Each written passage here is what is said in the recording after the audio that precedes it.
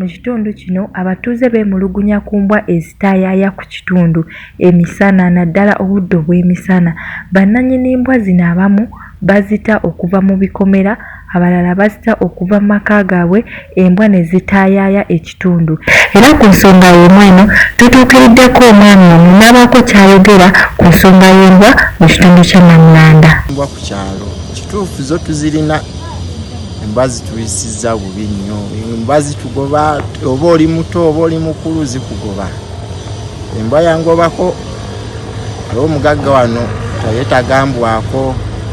Embwa ye alina embwa bbiri biba bikulu bizungu bitutawaanya ku kyalo. Kati mubamu ebitoloka nze lumu nali mpitawo nengoba naye nadduka naye kuliko ekiseera obwana bwali buva ku ssomero embwa ne zibagwamu ate n'okutuleekaana zituleekaanira tetwebaka ku tulo oba waakebakako nga zireekaana.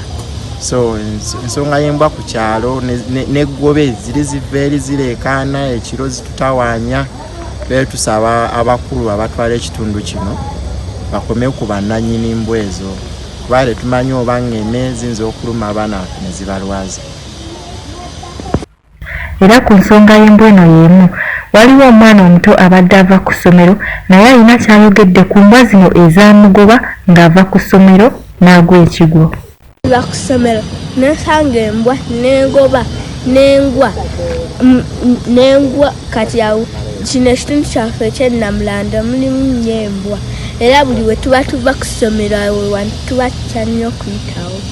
Okusaddaana kuba Embwa Ziyitiidde TV.